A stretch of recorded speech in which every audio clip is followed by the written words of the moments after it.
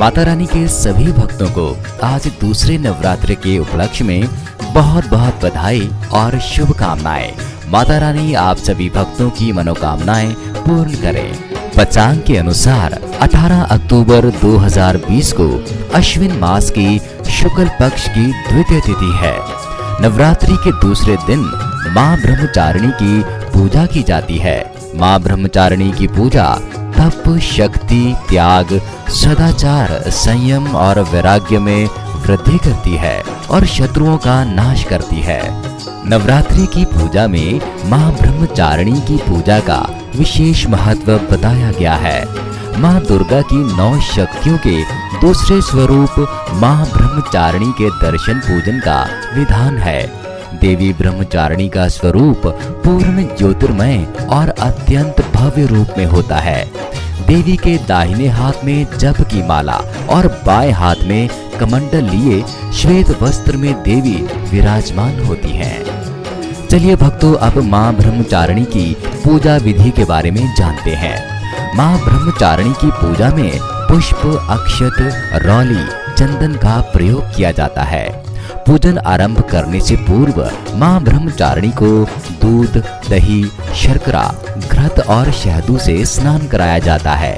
इसके उपरांत मां ब्रह्मचारिणी को प्रसाद अर्पित करें।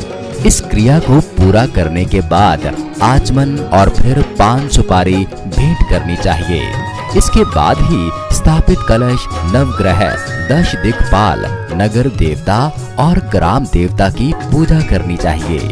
तो चलिए भक्तों, अब समय है मां ब्रह्मचारिणी की कथा श्रवण करने का। पौराणिक कथा के अनुसार पूर्व जन्म में मां ब्रह्मचारिणी ने हिमालय के घर पुत्री के रूप में जन्म लिया था। भगवान शंकर को पति रूप में प्राप्त करने के लिए बहुत कठिन तपस्या की, इसीलिए इन्हें ब्रह्मचारिणी कहा गया। मां ब्रह्मचारिणी ने 1000 वर्ष तक फल फूल खाकर बिताए और 100 वर्षों तक केवल जमीन पर रहकर शाक पर ही निर्वाह किया।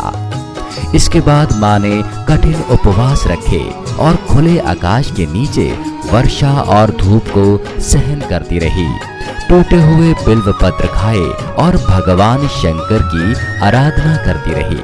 इससे भी जब भोलेनाथ प्रसन्न नहीं हुए तो उन्होंने सूखे बिल्व पत्र खाना भी छोड़ दिए और कई हजार वर्षों तक निर्जल और निराहार रहकर तपस्या करती रही। पत्तों को खाना छोड़ देने के कारण ही इनका नाम अर्पणा नाम पड़ गया। मां ब्रह्मचारिणी कठिन तपस्या के कारण बहुत कमजोर हो गई। इस तपस्या को देख सभी देवता, ऋषि, सिद्धगण, मुनि सभी ने सराहना की और मनोकामना पूर्ण होने का आशीर्वाद दिया। तो चलिए भक्तों, आज के लिए इतना ही। कल तीसरे नवरात्रि के उपलक्ष्य में मां चंद्र घंटा की पूजन विधि और कथा को श्रवण करेंगे। जय माता की।